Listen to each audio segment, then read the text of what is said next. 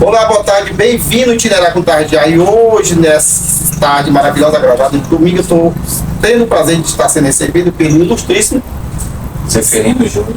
Tudo bem, Zeferino? Tudo bem, um prazer, Braga, estar aqui no seu podcast Tardeada. Isso. É um nome poético, né? É de fim de tarde, né? O Tardear, você não tem pressa. Toda hora que chegar, tá tranquilo. Não sei esse nome porque tá atrasado, tá na hora. Diz que é Tardear, o atraso vale. Então a gente vai ver um pouquinho da sua história, da sua trajetória, família. A gente vê que vendo um pouquinho do seu roteiro aqui, Zeferino Júnior, servidor público federal, formado em Direito, Faculdade de Direito de Guarulhos. Isso. Colaborador do jornal Diário, O Povo, Meu Norte. Escreveu um bocado de coisa na área política, né? Isso. Literatura crônica. Fica à vontade. Bom, Braga, é um prazer recebê-lo. Conheci seu trabalho recente, né? Através de um amigo em comum. E fiquei muito lisonjeado pelo convite, né? Como você leu aí, eu sou servidor público federal, me formei em Guarulhos, São Paulo, na Faculdade de Direito de Guarulhos. Sou lá de São Raimundo Nonato, 540 quilômetros aqui de Teresina. Onde fica o Parque Nacional da Serra da Capivara, onde fica o Museu da Natureza, enfim, os sítios arqueológicos lá que revolucionaram a ocupação, a história da ocupação das Américas aqui no mundo todo, né? Influenciou o mundo todo com a doutora Aniele Guidon.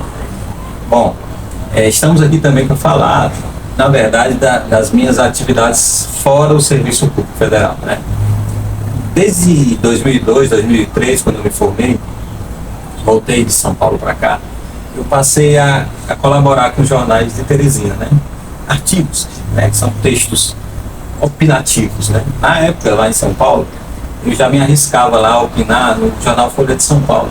Naquele tempo você mandava fax, né? Tinha uma coluna chamada Painel do Leitor. E eu me arriscava a escrever sobre política, sobre fatos cotidianos, mas era só um comentáriozinho. Eu lembro que não me esqueço disso, quando o Mário Covas morreu, eu fiz um comentário, mandei para lá, e coincidentemente o Bom Santo, que era governador, que tinha mandado também um comentário falando da vida do Mário Covas, né, comentando sobre a morte, e nós figuramos juntos nesse painel. Aí, vindo para o Piauí, instalando aqui em Teresina, eu comecei a mandar texto para o jornal. Primeiro Meu Norte, na época o Meu Norte, naquela época circulava muito jornal físico, né? Hoje não circula mais, né? E aí eu mandei para o Meu Norte, fui emplacando um texto atrás do outro. Depois conheci os Oswald na época, os Oswald Tavares, que era diretor do Diário do Povo, e eu passei a mandar textos para o Diário do Povo. E também eles começaram a publicar, foram gostando e eu fui emplacando, era quase um por semana, né? Falando de política, de personalidades, por exemplo, um texto sobre João Paulo, humorista, um texto sobre o William Palheiras, que era um grande escritor, parente nosso, lá do Caracol, cidade depois de São Paulo, que era um regionalista, textos sobre os políticos locais, sobre os fatos políticos, sobre ciência política, enfim, é um grande painel. E aí, depois de tanto tempo, eu resolvi juntá-los. Para quê? Para formatar em formato de livro, né? Então nasceu aqui, está pronto, aqui é a chamada boneca do livro, né? Que ainda é o modelo que vai ser rodado, só tem esse exemplar. E eu pretendo fazer isso em fevereiro agora, tá quase tudo quando mandar para a gráfica para rodar. Aí surgiu Os Ouvidos do Rochinha e os Áudios do Senador, crônicas políticas sobre políticas e quejandos. Quejandos quer dizer semelhantes, coisas semelhantes. Depois eu explico aqui por que esse nome e o que é que tem mais nesse livro que a gente pode conversar, né? E aquela o primeiro que foi lançado, que fez para as crianças, pode dar um pouco lá. Na verdade, em 2020, 2021, época da pandemia, eu me arrisquei a escrever colocando meus dois filhos numa história infanto-juvenil, na verdade. E esse também já está finalizando, eu mandei para a corretora, né, ortográfica, ela está finalizando. E depois do lançamento desse livro, eu pretendo lançar esse outro, que é a história dos meus filhos, que eu ambiento eles numa história uma ficção, né? Esse aqui não é ficção, o próximo é ficção, um romance. Isso que deu o nome de minhoca filosófica. Aí eu coloquei, um dia meu filho tava desenhando, escrevendo, e criou uma minhoca. Desenhou uma minhoca e disse que o nome dela era Jéssica, né? Aí na época da pandemia, muito tempo em casa, eu comecei a rascunhar alguma coisa. Aí eu imaginei eles no sítio do avô, tem um sítio ali na saída, perto, na estrada de Altos, que um dia eles brincando lá, encontraram uma minhoca falante. E aí, a partir daí, eles começaram a encontrar essa minhoca todos os dias, à noite. Por quê? Porque a minhoca ela sai à noite para passear, porque de dia ela fica nos túneis dela lá. E aí começaram a esse encontro, eles chegavam, identificaram a minhoca, começaram a conversar, e a minhoca era uma grande leitora, assim como eles. Então, o que é que eu fiz? Eu peguei todas as leituras que a gente faz com eles aqui, que a gente lê muito, a gente ambientou, criou um ambiente de leitura, e aí eles tinham na época, o mais velho tinha 12, o mais velho tinha 12 e o outro tinha 6. Hoje eles têm 14 e 8. Né?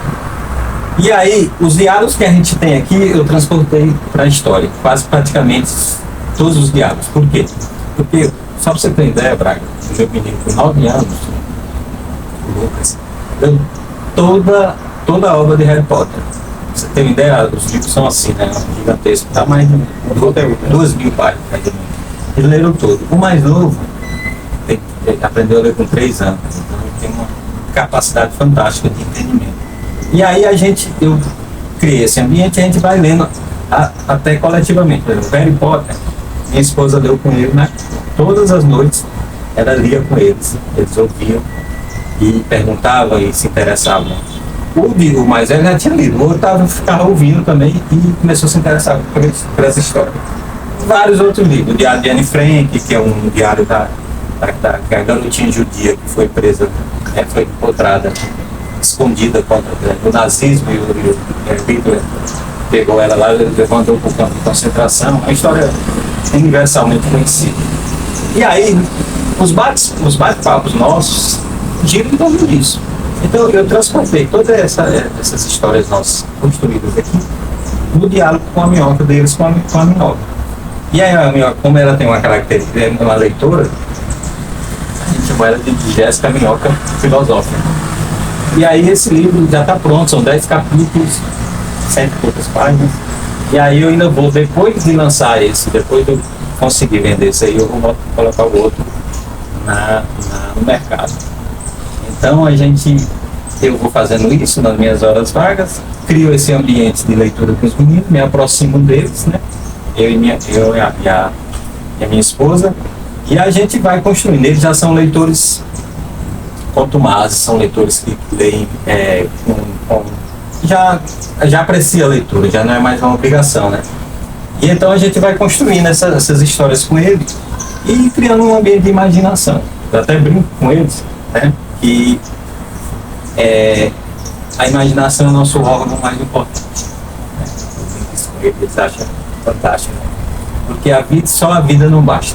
O cotidiano, o dia a dia, ela tem seus limites. A imaginação você transborda, né? Você conversa com a minhoca, você entende o que ela fala e você não precisa explicar, por exemplo, por que a minhoca fala.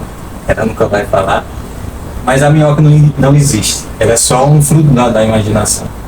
E eu digo para eles, 2 coisas vocês têm que ser na vida: generosos, porque a generosidade é a mãe de todos os sentimentos, e interessantes. E você só consegue ser interessante se você ler muito. Se você se interessar pelas coisas que estão fora do dia a dia. Por exemplo, minha esposa assiste filmes nele quase todo domingo.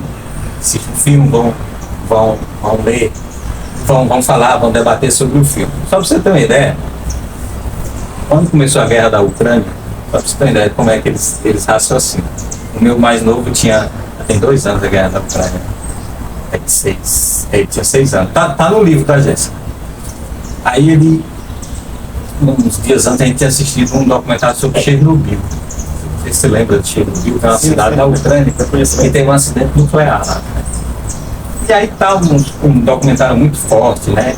E vai mostrando a devastação que foi e como é que a cidade se tornou uma cidade fantasma, né? E aí ficou aquilo, a gente comentou depois, passou. Às vezes tava aquela história que a Rússia ia invadir a Ucrânia, vai, não vai, né? E eu fui colocar o meu mais novo para tomar banho, e eu brincando com ele, disse: eita, Davi, será que a Rússia vai invadir a Ucrânia e teremos mais uma guerra? Ele disse: não, papai, as guerras ficaram para trás, né? Teve a Segunda Guerra Mundial, a Guerra Fria, a Guerra dos 100 anos lá na Europa e tal. Garoto de 6 anos, né? Eu disse: não, Davi, mas eu acho que dessa vez não tem jeito, vai ser agora, essa invasão e vai ter a guerra. Eles, bom, a Rússia pode até invadir a Ucrânia, mas em Chernobyl ela não entra. Quer dizer, ele associou que Chernobyl, ele tinha dito isso, que Chernobyl era uma cidade da Ucrânia e que lá estava devastada pela radiação. Então, se a Rússia entrasse lá, os russos entrassem lá, eles seriam contaminados. Então, só para você entender como é que a gente funciona aqui em casa, né? Com eles, a gente trata de assuntos que talvez olhando de fora pode parecer que eles não alcançam, mas a gente não subestima eles, sabe que eles alcançam, né? E aí, nesse contexto todo, o ritmo da nossa convivência é esse. Então, pra você ter ideia, o mais velho, estuda lá no Dom Barreto, no centro, tem 14 anos agora, que leu o Harry Potter com 9 anos. Todo livro que eu leio, eu passo para ele. E as minhas leituras são mais densas, são mais profundas, porque eu leio sobre filosofia. E ele lê, e ele ganha uma mesada. Quando ele, após ler, ele faz uma resenha do livro, né? E a gente publica num blog que eu criei. Chama Entre Letras e Livros. Um blog que eu estou montando agora, recém. E eu estou lá colocando todos os textos, os meus e os deles, né? No final aí, quem sabe lá na frente, a gente junte e faça e edite um livro, enfim. Então, é esse ambiente que a gente cultua aqui em casa. E eu me arriscando aí a colocar um livro aí na praça, né? Que não é uma tarefa fácil. Mas a gente pode avançar falando do conteúdo também do livro, que é que eu foquei, embora seja uma miscelânea de coisas, um mosaico, tem muitas coisas que, por exemplo, só piauiense entende que eu falo da política do Piauí, né? Alguns personagens piauienses, mas eu falo da política nacional. Eu falo que tem um texto sobre minha mãe, sobre meu pai, né? Como eu falei, sobre o João Cláudio, enfim. Esse é o nosso universo aqui que você está conhecendo. E o meio influencia muito. Você tem que ver que a criação. A criança sempre tem um habitat, ela vê que tem muita leitura, ela vai pegar um exemplo. Exatamente. Então, assim, fica à vontade, pode esclarecer, dizer, sim, pode revelar os segredos. Já revelar os segredos do livro, já chego lá. Esse ambiente que cria, e é importante assim, não adianta você forçar a leitura, que falando de educação, forçar a leitura com, eu vou comprar o livro, colocar, você tem que ler. Não. Você tem que espontaneamente, eles têm que perceber que a leitura é quase um alimento diário, entendeu? Então, assim, eles têm que ver um exemplo. O pai lendo, para que eles também adiram isso, né? Para que eles façam isso com prazer. Porque se você pegar um livro, só para você ter uma ideia, Machado de Assis é um dos maiores escritores aí do mundo, né? Mas se você colocar uma criança de 12 anos, 14 anos para ler Machado de Assis, ela vai ter muitas dificuldades. Por quê? Porque é um clássico, a leitura, ele faz muitas referências que estão fora do universo dessa criança. Eu estou relendo, só para você entender, eu estou relendo Machado agora. Ele Memórias Póstumas de Brás Cubas, né? E estou lendo Quincas Volta, e depois vou ler Dom Casmurro, né? Que é a trilogia do Machado. Mas eu sei que para os meus filhos, aqui, o mais velho, né? Eu acho que eu não vou estragar Machado de Assis para ele, porque ele pode até gostar, mas o ritmo da escrita do Machado é diferente. Ela exige muito conhecimento prévio. Então, alguém que fale sobre a obra de Machado, isso aí eu vou introduzir aos poucos para ele. Mas quando eu vejo, aí é que entra a sensibilidade, né? Quando eu vejo que eu posso, aquele livro, ele tem condições de ler, e eu tenho condições de informá-lo, de ser qual é a característica daquele autor, daquele estilo dele, aí eu entrego para ele. Eu faço todo esse filtro também, para que ele não encare a leitura como uma coisa chata, uma coisa árida, uma coisa que não funcione bem, né? Ele tem que trazer, é que eu sempre digo para eles, ele tem que trazer tudo que ele aprende, tanto na parte pedagógica da escola, como nas leituras, para o cotidiano. Se aquilo não for possível encaixar espontaneamente no cotidiano, não funcionou. Então a gente está jantando aqui, e aí começa um assunto, por exemplo, e aí a gente faz uma alusão a uma coisa que foi lida, né, um trecho do que foi lido, e aí a gente vai criando esse caldo cultural, né, entre eles, para que isso seja espontâneo, primeiro para que não seja pedante. Eu li Machado de Assis, não, a coisa tem que fluir de uma maneira que aquilo pareça ser do cotidiano da pessoa. Então a gente pensa, não é só ler, não é só comprar livros, não é só entregar livros, é ter esse cuidado de filtrar, porque eu acho que só é possível criar esse ambiente de leitura e torná-la uma necessidade se você tiver esses cuidados, porque senão você pode estragar, você pode matar um leitor ali potencial, entendeu? E de repente lá na frente ele não vai querer mais ler, porque é chato. Aí você chamar o Machado de Assis de chato Tipo assim, cara, pode botar até leitor, ver o mesmo livro, cada um vai interpretar de forma diferente, né? Isso, a sensibilidade, né? Eu quando eu leio, às vezes eu paro num trecho e me emociono, me toca muito, mas eu tenho quase certeza que outra pessoa não ia ser tocada por aquilo, pelo estilo, pela maneira. Então a leitura foi muito sensível. E ainda, como você falou, a interpretação dela também tem todo um impacto na vida das pessoas. Tem gente que gosta mais de poesia, tem gente que gosta mais de romance, tem gente que gosta mais de ficção, outros de não ficção. Eu gosto de tudo. O universo é muito amplo. É muito difícil alguém comprar um livro para mim, mesmo que eu compro muito. A chance de eu ter um livro é grande. Tá entendendo? E assim, minha esposa que diz, não sabe porque o meu universo, o universo de leitura que eu abarco é muito grande. Então ela fica sem saber. Primeiro, se eu já comprei. Segundo, se sabe que eu gosto de muita coisa e não sabe exatamente se aquilo ali vai ser eu vou gostar, que eu fui ganhar outros presentes. Eu compro. E da parte da filosofia, ensinar informação, eu estudei um pouco de Sócrates, Platão, Aristóteles, cara, Piaget. Piaget é um grande pedagogo. Jean Piaget. Isso. Braga, assim, ó. Tem um livro muito famoso de um norueguês chamado Kierkegaard, O Mundo de Sofia.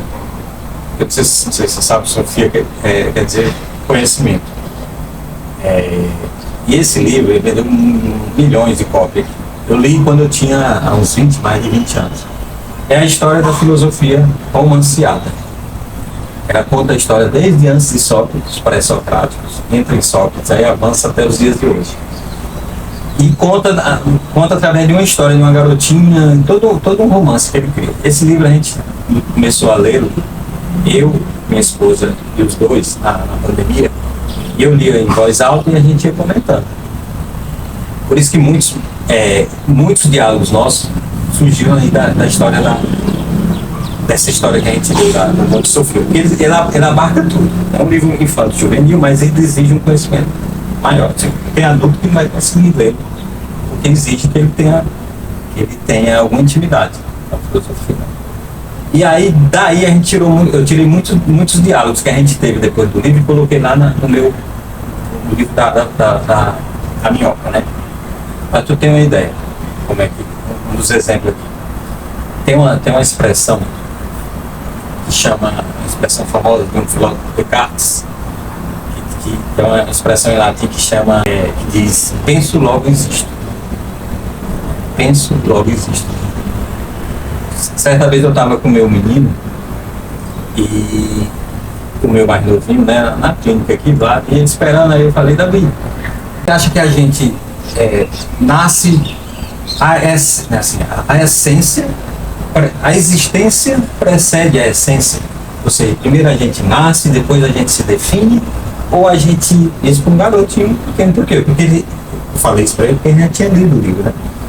Ou a gente já nasce completo, a gente não precisa das experiências para se definir, né? Eu não tinha falado para ele, ele disse, papai, isso eu penso, logo existo, Descartes. Já foi direto. Ele já foi direto. E falou a expressão em latim, que é ergo sum, eu esqueci o termo, que é ergo sum, esqueci, depois eu lembro. E ele falou a expressão. Então, eu te coloquei isso só para tu entender que um garotinho de 6, 7 anos, eu introduzo um pensamento muito complexo. E embora ele só saiba superficialmente daquilo, ele não vai se aprofundar porque ele é muito novo, mas lá na frente, quando ele for estudar isso, quando ele tiver contato com isso, ele vai ter essa referência. Quando ele for ler realmente, se aprofundar na história, ele vai ter essa referência. E vai ter essa memória afetiva de que o pai dele é que conduziu ele por esses caminhos. Então, é desse jeito com ele, é desse jeito com o mais velho. O mais velho, por exemplo, esses dias, ele gosta muito de economia e de geopolítica. Aí, invasão do Iraque, por que a invasão a guerra no Oriente Médio? Se você perguntar para ele quais são as origens daquele conflito, ele explica com facilidade. Por que ele vai muito atrás disso? Ele vai explicar por que os judeus são perseguidos desde a época bíblica. Aí teve o Holocausto na Segunda Guerra Mundial, e em 1948 criou o Estado Judeu, a ONU criou o Estado Judeu, e os palestinos também já estavam lá, e aí o Estado de Israel nasceu ali no meio dos inimigos, e aí criou esse conflito que é político, que é étnico, que é racial, enfim. Ele explica tudo. Porque ele gosta muito disso. E eu incentivo. A gente vai para a escola e eu fico conversando com ele sobre isso, sobre assuntos econômicos. Teve agora o anúncio do governo que vai investir 300 bilhões na indústria brasileira, né? Aí ele diz, mas isso é bom ou ruim? Você está pegando dinheiro público investindo para algumas indústrias que já são estruturadas. Aí a gente entra em discussão se isso é bom, se isso é ruim. É um garoto de 14 anos, fiz 14 anos agora em novembro. E aí a gente vai tocando a vida desse jeito, né? Quando eu troco mensagens com ele no Zap, eu mandando aqui um texto para ele ler, para ele comentar, ele me manda de volta, enfim. Eu até ia falar do livro aqui, eu acabei saindo da história, né? Porque é muita história, a gente fica empolgado em contar. Porque a gente quer, a ideia de lançar o livro da Minhoca é para mostrar que é possível conviver assim, sem conviver com a cultura, com as leituras. Tanto que eu acho que eu vou dedicar o livro da Minhoca, vou dedicar aos livros. Tem aquela dedicatória, eu dedicar aos livros. E foram os livros que criaram todo esse ambiente para a gente. E as pessoas têm que saber aproveitar isso, porque é importante não só para lhe tornar, para que você um dia acesse a um bom emprego, materialmente, uma vida materialmente melhor, mas é para você, né? Para que você possa sentar numa mesa e discutir qualquer assunto, tá entendendo? Com propriedade, assunto que as pessoas olhem para você e dizem, olha, ele é uma referência naquilo. Ele é bem-vindo em qualquer ambiente. É uma maneira de socializar. E é isso que a gente faz meio que espontâneo, sem criar nenhum método rígido, olha, é assim. Não. A coisa vai se desenrolando. Espontânea, né? A coisa vai se desenrolando e aí vira até um estilo de vida. Né? Só para você ter uma ideia, tem 2 lugares que eu visito muito aqui. São os cafés e as livrarias. Às vezes, sabe, só eu vou lá, fico lendo lá as orelhas dos livros, né, lá na livraria e tudo. Às vezes eu vou lá, não é nem para comprar, compro um livro. E eu levo também eles, volta e meia, né? Eles têm umas ocupações deles, mas eu levo bem de vez em quando. A gente teve em São Paulo agora, né? Te falei, Eu acompanhei um pouquinho da trajetória de vocês. 13 dias fizemos um podcast lá no Museu do Catavento. Visitamos vários museus, a gente passou 3 horas lá, 2 horas lá no Museu do Ipiranga. O meu mais velho queria ler tudo. Eu até disse, você está muito apressado, vamos comigo, né? Eu tenho uma leitura mais dinâmica, eu queria sair. E nós não descuidamos também das coisas básicas, das brincadeiras, né? da coisa lúdica mesmo, né? Não é uma coisa fechada. Eu tô falando assim, você pode achar, então o ambiente deles é todo fechado assim, tudo é meio, aspas, pedante, porque eles só pensam, não, a gente brincar de montanha-russa lá, a gente brinca aqui também. Entendeu? Então assim, é uma coisa bem, minha esposa entra na onda também. Enfim, esse é o nosso universo, né? E aí eu posso falar mais um pouco. Eu vou só um pouquinho aqui ver, só voltando, fugindo um pouquinho e vendo a temática de vocês, tão importante por um meio tecnológico que veio, que hoje em dia tudo é celular. E assim, muitas vezes, tudo está no celular, nos vídeos estão ficando um pouco esquecidos. E vendo a forma que o senhor enfatiza, é incrível, falei, tá? Não, tá tranquilo, é incrível, assim, porque a gente está voltando e valorizando o contexto, porque o conhecimento está no livro. Por que a escrita está muito errado? Porque a gente tudo é abrevia, tá no celular, abrevia, no computador, aí vira um vício de linguagem, né? Linguístico que é irreparável.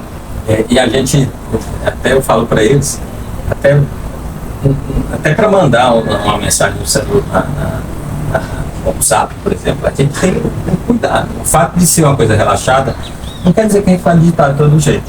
Mas eu vou obedecer as mesmas regras se eu estivesse escrevendo, as regras normativas da língua portuguesa. Não é aquela coisa sisuda, fechada, né? Porque você pode abreviar em vez do que, o de que, você bota o que lá, né? Por exemplo. Mas a situação tem que preservar, né? A pontuação tem que ser preservada. E é engraçado isso. Só para você ter uma ideia como é a nossa convivência.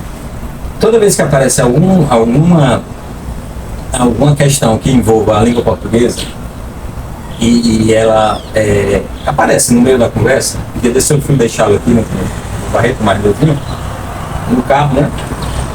E aí ele disse, papai, você não devia, em vez de você entrar nessa rua, você não devia entrar na outra. Isso é verdade, vamos fazer isso. Então você sabe qual é a diferença de ao invés para o invés? Aí eu vou explicar, né? Ao invés é quando você usa dois termos que se contrapõem, por exemplo, abrir, fechar, subir, descer. Aí você tem que dizer, eu subi ao invés de descer.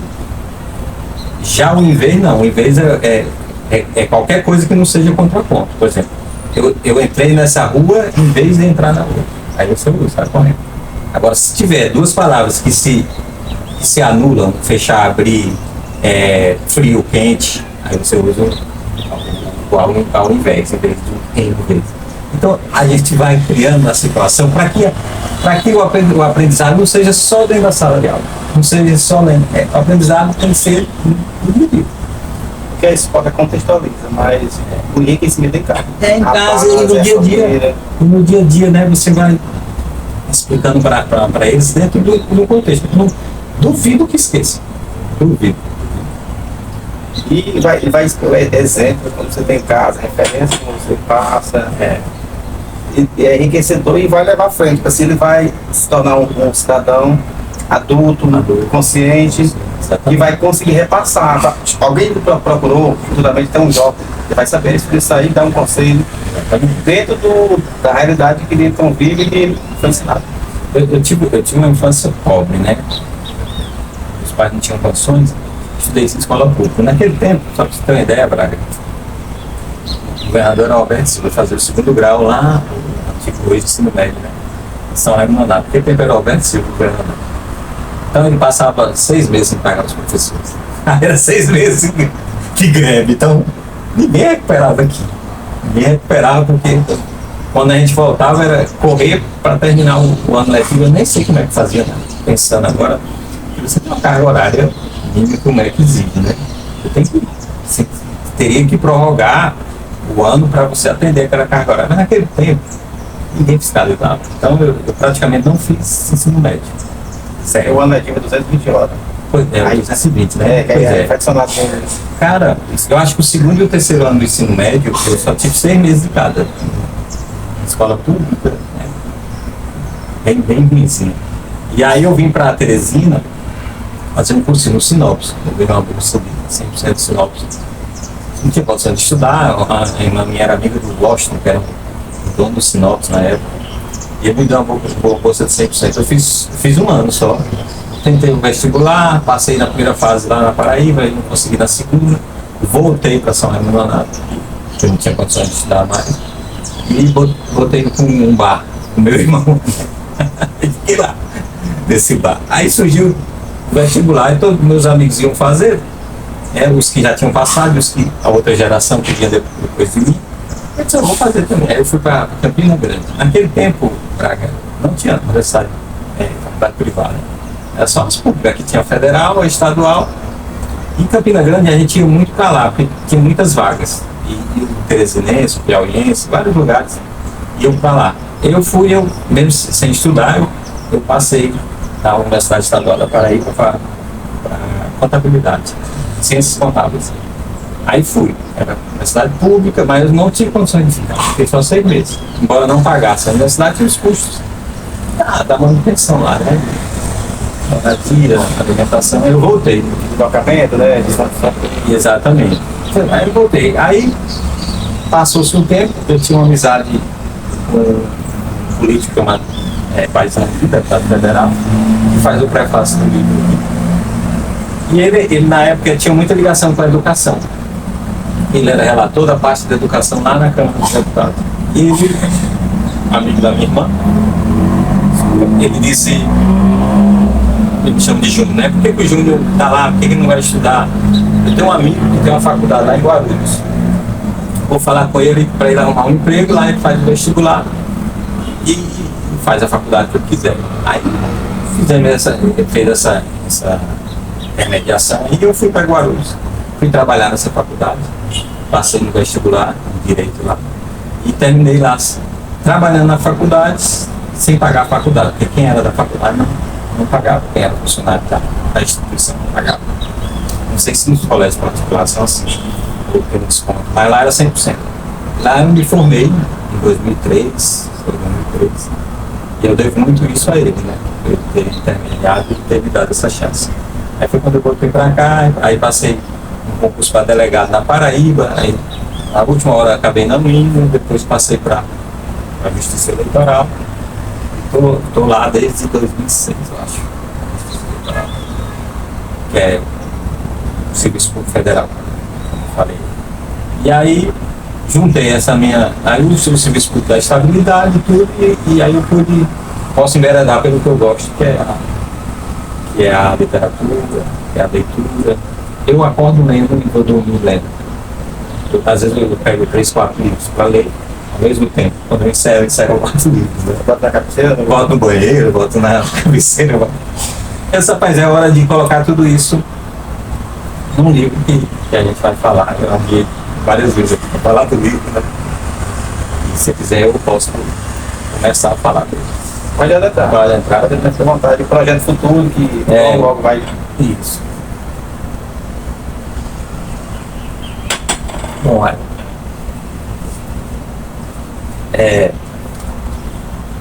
esse livro aqui eu reuni 80 textos. Na verdade, 72 já publicados e 8 que eu fiz inéditos. Eu fiz só para o livro, edição inédita, eu nunca foram publicados. O que dá nome ao livro, os ouvidos de Rochinha usados do senador, é um texto que está aqui dentro, que dá nome ao livro. Por quê? Em regra, Braga, quando a gente que está no mundo aí da escrita, sabe? Quando você reúne textos que já foram publicados, porque tem gente que tem uma atividade permanente. Você pegar o jornal Folha de São Paulo, tem cara que escreve toda segunda-feira. Tem jornalista que escreve toda terça-feira. E assim vai. E aí no final ele vou juntar esses textos e vou transformar em livros. Quando a gente faz isso, em regra você escolhe o nome de um dos textos para intitular o livro. Entendeu? Para colocar como título do livro. Esse livro ia se chamar A Crônica da Ponte Anunciada. Explico. Eu morava na Raul Lopes. E naqueles primeiros prédios lá na New Land, ali, né? Eu morava naqueles prédios ali não esqueci o nome do condomínio agora. E aí, Braga, eu vi aquela ponte nascer. Aquela ponte estagada. Desde o zero. Ela começando. Eu morava no 14º andar, eu olhava assim. Eu olhava faltava o meu olhar na altura dela. O início, o passo a passo. Tu via aqueles homenzinhos como é que chama, de uniforme lá, com a perfuratriz, com os instrumentos, né? Vi tudo do zero aquilo ali. E aí eu ia acompanhando. Aí um dia lá eu tava querendo mandar um texto pro jornal, eu disse, rapaz, eu tinha assistido um filme do lado e entrei no escritório e vi a ponte quase acabada, quase pronta. Aí eu escrevi. O nome do livro, o texto era A Crônica da Ponte Anunciada. Fiz todo o texto lá e tal, publiquei no Jornal Diário do Povo, passou. Aí quando eu estava pensando em fechar o livro, eu disse, vou botar A Crônica da Ponte Anunciada. Passou, eu adiei o projeto muitas vezes. Aí quando foi em 2022, eu disse, eu vou fazer esse livro. Aí no meio do caminho, apareceu, eu não sei se você acompanha a política, a eleição estadual daqui, do Piauí, começaram a surgir um fato político, o senador Marcelo Castro lançava uns áudios, explicando para um tal de Rochinha como é que o grupo deles, o Rafael Fonteles, o estadual e o nacional, ia ganhar essas eleições. Ele explicava, Rochinha, nós vamos ganhar porque nós temos tantos prefeitos, nós vamos ganhar porque as pesquisas dizem que a gente tem tanto. Ele ia contando isso. Aí a impressão que dava é que ele estava contando e o áudio que ele tinha mandado por esse tal de Rochinha tinha vazado, tinha viralizado, né? E aí eu ouvindo isso, né? Aí o primeiro áudio, eu estava indo para o Maranhão, eu trabalho no Maranhão, a justiça eleita lá no Maranhão. Comecei até a escrever no bloco de notas do celular, né? Chegando lá, eu passei pro computador e comecei a escrever. Aí eu fiz uma brincadeira, eu disse, rapaz, esse Rochinha não existe. Ele criou um personagem, Marcelo Castro é um psiquiatra, né? Marcelo é um cara inteligente, ele criou esse personagem e faz de conta que está falando com ele. Mas ele quer dar um recado para todo mundo, porque os áudios circulavam aí de zap de telefone em telefone. Brinquei com isso, né? E mandei para um amigo meu, até sem assinatura. Esse meu amigo recebeu, era ligado ao Marcelo e passou para o Marcelo, o senador. O senador leu o texto, adorou e compartilhou esse texto nas redes sociais dele. Aí esse texto circulou para o Teresino, um amigo meu me disse, quem tinha escrito esse texto? Aí o cara, não, foi o Zósimo Tavares, que é um presidente da Academia Jornalista famoso, presidente da Academia Piauiense de Letras. Não, foi um deputado tal. Aí depois que esse meu amigo foi dizer quem era que tinha escrito, acho que só com o Marcelo. Aí, como o texto viralizou, eu peguei o gancho, no meu livro eu vou botar esse texto, porque quem acompanha a política, quando bater o olho, ele vai saber que esse nome aqui está ligado ao texto que viralizou, aos áudios do Marcelo que viralizaram. E eu disse, bom, eu vou fazer isso porque as pessoas gostam mais de política do que de poesia, que era o meu texto da ponte. Ele é meio poético, tá? Eu falo eu brinco lá. Depois eu posso até ler um trecho aqui. E aí então o livro virou Os Ouvidos do Rochinha, os áudios do senador. E tá bem interessante. Aí sabe o que aconteceu? Mais interessante, que o Rochinha realmente existia, um empresário de cabeceiras, a cidadezinha que ia ser até Canoa. E ele era amigo do amigo meu. Eu não sabia. Um amigo meu falando lá no Maranhão, que é delegado lá, ele disse, não, o Rochinha, eu disse, Rochinha é meu amigo, ele dizendo, Rochinha é meu amigo, eu disse, mas o Rochinha que está nos áudios do senador, eu disse, sim. Aí eu bati um papo com o Rochinha, fiz um vídeo com ele e tal. E aí é uma história muito boa. E dizem que política se faz contando boas histórias. Então essa história é muito boa, se transformou em livro e eu estou contando, né, publicando. Tem 2 textos sobre esses áudios aqui dentro. Posso ler também o trecho. E aí pronto, nasceu os áudios dos ouvidos do Rochinha e os áudios do senador. Vai ser lançado aí brevemente. Tá certo? Beleza. Fica à vontade. Sim, vamos falar, né? Foi um texto que a gente vai botar em pauta aí, daqui a pouco a gente... Vai dar uma pausa para ter um lanche, né? Chamar a galera, chamar o Tem um lanche aí do Abraão, né? E o suco do Abraão o suco do Abraão e o lá do Simples. Simples, é? É do Simples lá da cantina que fica dentro do Tito Barreto. Já mandar um abraço lá para a doutora Ana Tessa, a Rúbia, o Antônio Neto, todos que faz lá. Acontecendo no Simples. Eu comi uma vez lá que eu fui pegar meu menino. Não conhecia, mas é muito bom. Nossa. Eu almocei. É o do almoço ou é o que tem a comida? Não, Não. Tem os lanches, o suco, parece que tem no lanchonete. Tá? Ah, eu pensei que era. Fica nas cantinas. Porque não tem um Tem restaurante. restaurante lá no IDB Centro, fica coladinho lá com a quadra da Barretinho. Pronto, essa é, eu fui desse. Quem tem acesso, os pais, quem visita, vai, adentra lá e Isso. o cartão fala que certo. Comida diversa, variada. Muito boa. Então, esse que você trouxe o lanche e o bolo é do Simples, do restaurante, ele fica dentro do Instituto Dom Barreto. Sim, do lanche, ele só oferece lanche, né? Não oferece lanche, fica nas cantinas que vende, tem aqui no IDB10, IDB Centro. E lá no IDB Centro fica o restaurante.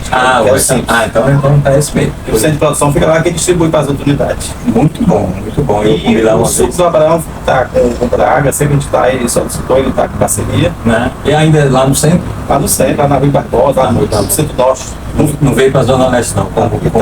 Como o seu Cornélio, que veio aqui para a Zona Leste. Desde 1957, cada vez melhor. É o neto dele, né? Então, E essa família que está de Condor, muito bem administrada e mantém a clientela casa cheia. é a casa cheia mesmo. Muita gente. Que história bonita, né? E quem está com a gente sempre, fala um pouco dos patrocinadores, é o FG Gráfico. Onde a gente vai, o FG Gráfico está com. Gráfica? Fica lá na Rua Barbosa, né? Perto do Barreiro Centro. Papelaria e cópias, né? FG. Precisou de qualquer serviço gráfico, você vai lá no FG, atendimento de qualidade, presteza e entrega antes do prazo. Pensa, procura sempre o FG, tá no centro do Norte Teresina ali. Nossa, é perto de onde ele? Fica pertinho da Bela Criação, ali no fundo do Pedro Baetina, Gabriel, próximo à capela do Barreto. Nossa capela, do outro lado de lá. Tá. Precisou de serviço gráfico, pode dar até o contato deles aí, ó. No 98161 9227. Braga. Então aqui. Os textos desse livro aqui, como eu te falei, eu vou ler aqui só um trecho aqui que foi escrito atrás dele, que diz bem o que ele é. Tem a orelha do livro, essa parte aqui, um amigo meu que escreveu, e tem essa parte aqui que é uma observação que o leitor fez, um amigo meu, e eu coloquei aqui. Ele diz assim: observador atento das filigranas do debate público, dos detalhes que se escondem nas dobras das falas ditas e não ditas, o autor, Zeferino, monta nessa compilação de texto um grande painel literário, no qual expõe sua sensibilidade política e social. Sem afetar a erudição e preocupado com a clareza das ideias emprestadas aos seus textos, Zeferino Júnior percorre os mais variados assuntos, demonstrando ser um grande observador dos costumes, sejam eles frutos das refregas políticas, sejam eles resultados da delicada teia tecida por personagens que ganharam vida na pena desse cronista das coisas sérias. Foi o que ele escreveu aqui, né? Aí, como eu te falei, só para você ter uma ideia. Vou ler um trechinho aqui do texto do Rochinha, né, sobre o fato político aí que deu origem ao nome do livro, né? Chama-se Rochinha. Esse é o misterioso ouvinte das análises políticas do senador Marcelo Castro. Os áudios que vazam e viajam na velocidade da luz chegam aos outros, aspas, Rochinhas, Piauí afora. Poderia ser João, José, Pedro, mas não, é Rochinha. Lembra os personagens criados por Nelson Rodrigues, figuras marcantes, dotadas de um carisma sem igual, que povoam as crônicas do nosso maior dramaturgo. O diminutivo Rochinha ainda é promocional, causa empatia, nome simples, mas com apelo teatral vital, na vida como ela é e na política como ela é. Ao ouvir, já nos sentimos Rochinha, mesmo os que são adversários. A análise cerebral do senador emedelista provoca, e essa é a intenção. Marcelo dita o ritmo de um processo político modorrento, coalhado de não acontecimentos. Essa é uma parte do texto do livro, né? Que a parte política do livro, que é a parte do Piauí, vai ser mais direcionado para o leitor do Piauí, né? Porque esse livro pode ir para qualquer lugar. Né? Mas a parte, quem acompanha a política do Piauí, conhece os personagens daqui, e aí vão entender melhor os daqui. Mas tem o Política Nacional, que eu trato dos assuntos nacionais, né? E tem as crônicas do dia a dia, que é a questão da ponte, que eu te falei, né? Da ponte estaiada, um texto sobre meu pai, um texto sobre minha mãe. Né? Só para tu ter uma ideia, esse texto sobre João Cláudio, né? Chama assim, João Cláudio, do riso à reflexão. Aí diz assim, em regra, eu rio e me emociono quando assisto a um show do João Cláudio, o artista do riso e, por que não, da reflexão. A emoção sentida é contida, o riso desbragado. E, não raro, dentro do ambiente mágico que ele cria, riso e emoção encontram-se e se irmanam, como gêmeos siameses. Impossível de separar um do outro sem que um ou todos pereçam. As expressões faciais que se assomam sem controle ao se deparar com a performance do artista são um intervalo saudável que se assenta na face carrancuda que costumamos carregar no dia a dia. Aí vai. Aí tem sobre meu pai, sobre minha mãe, como eu te falei. Deixa eu ver se tem outro que a gente pode... Esse aqui é sobre um parente que morreu com, acho que 90 anos. Dr. William Palha Dias. Ele era um escritor regionalista que eu te falei. Ele é lá de Caracol, na região lá nossa. Ele escreveu muito sobre o ambiente lá, a seca, a caatinga, né? As dificuldades do ambiente. E ele lia, toda vez que ele saía um texto meu no jornal, ele me ligava cedinho. Eu nem sabia que tinha sido publicado, ele me ligava para comentar, né? Aí quando ele morreu, eu fiz esse texto aqui, tá aqui. É o Velho Parente, porque toda vez que ele me mandava um livro, um texto, eu colocava do Velho Parente. Ele se achava, tinha 90 anos na época, né? Era assim. O telefone tocava sempre perto das 8 da manhã. Do outro lado da linha, uma voz firme rompia grave e adiantava o comentário elogioso ao artigo publicado no Jornal da Capital. Ele era infalível, generoso demais, sempre excedia no tom incentivador.